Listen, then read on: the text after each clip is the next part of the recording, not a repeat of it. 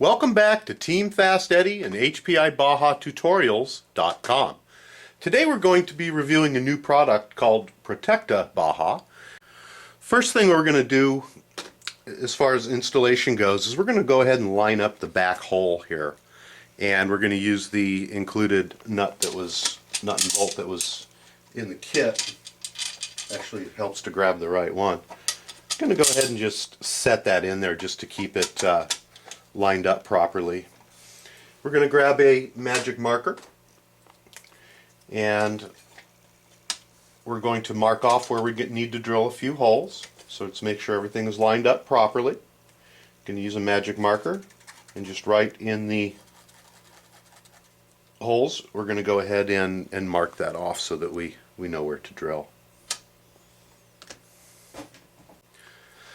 Now that we've marked our holes, we're going to go ahead and drill them out. We're going to start off with a smaller drill bit and make a little pilot hole, and so that we can make sure they stay straight, and then we're going to go ahead and use a larger, proper size drill bit for the pressed insert nuts here in a little bit.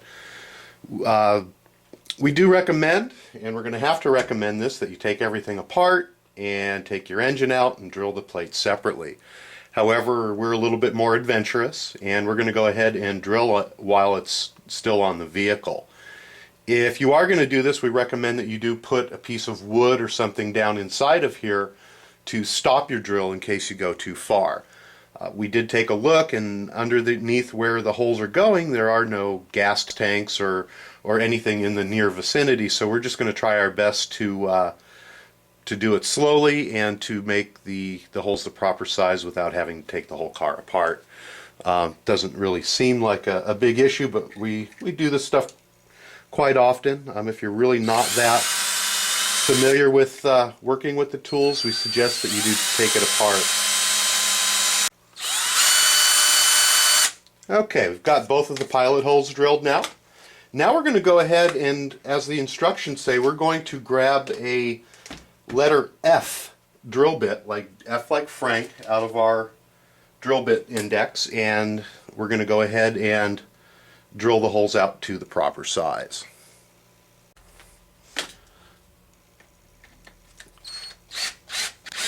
We're going to slowly drill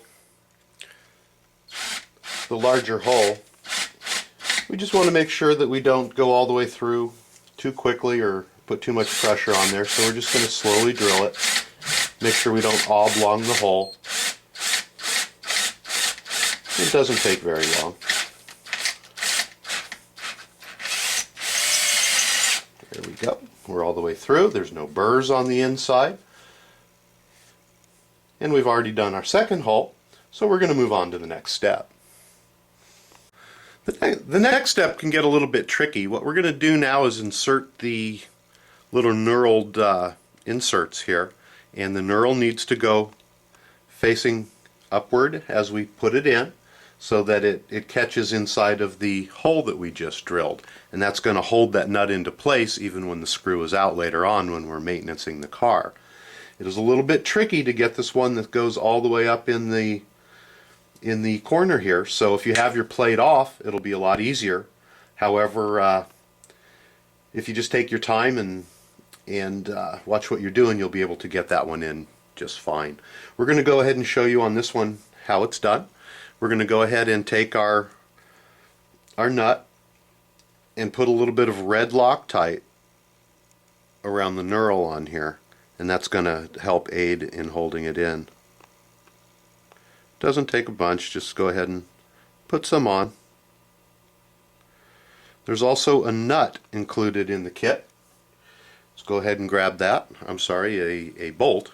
Let's go ahead and grab that, and we're going to hold this one on our finger, and we're going to go ahead and slide it on up in there, and you can almost push it into the hole. So we're just going to hold it on there, and we're going to go ahead at this point and screw this little nut in.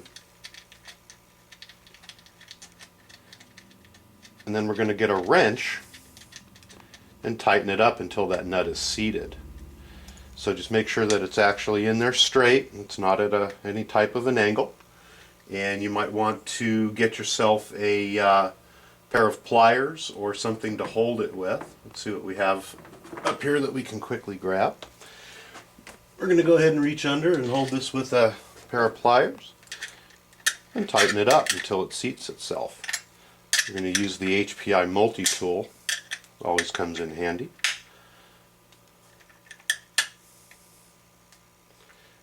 And tightens itself right up.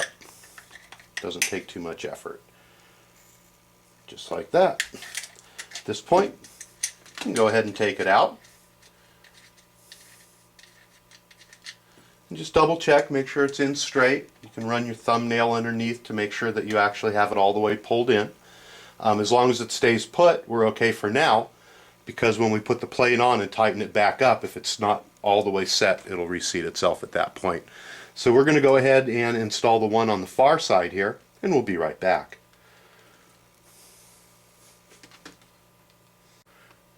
Alright, well, after fooling around trying to get this back nut in there, we finally found out a good little trick to do this. What I've done is I've taken a screwdriver and I've used some CA glue and I've put the nut on the end of a screwdriver. So what you can do at this point is go ahead and put that all the way back with the screwdriver until it's in the hole. Go ahead and make sure that the screw is on there.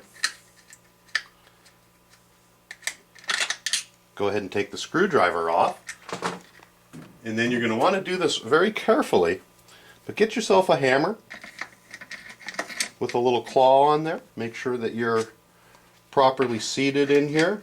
It's kind of hard to do this with the camera so that you can see.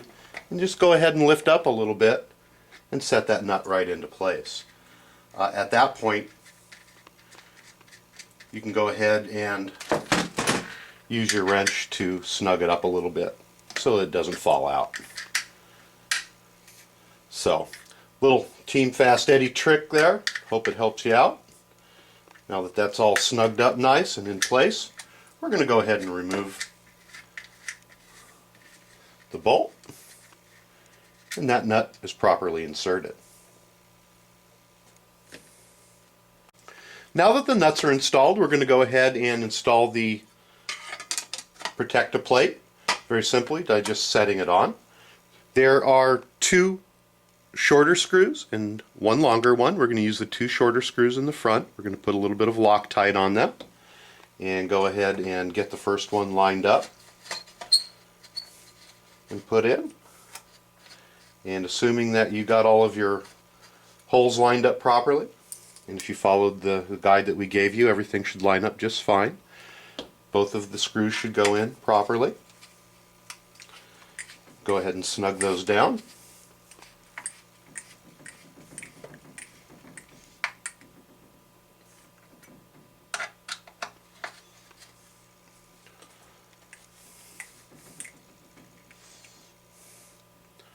And then we're going to go ahead and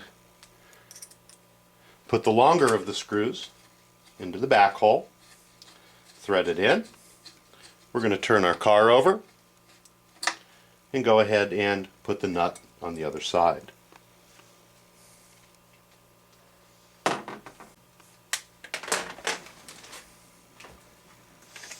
Go ahead and swing the car around here so that we can get at the back nut.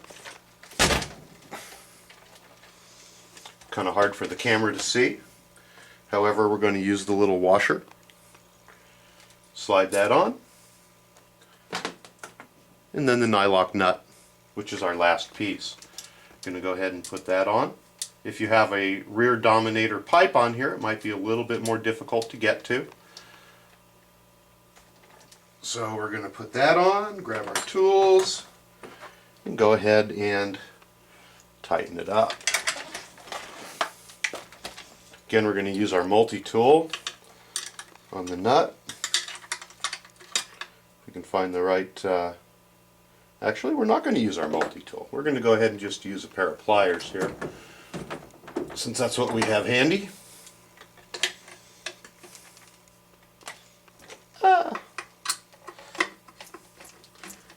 Go ahead and tighten that up, and we're completely installed.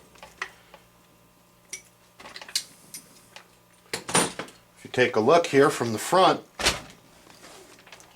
you can see that it gives us this extra added protection on the side, and it also gives us a lot of added protection and deflection up on the front. The pods are going to mount on the same way, just as they do on the stock plate, or if you want to cut the bottom of the pods off and use your body reamer, there are 2 additional holes here where you can mount your pod, and they'll be less susceptible to getting ripped off.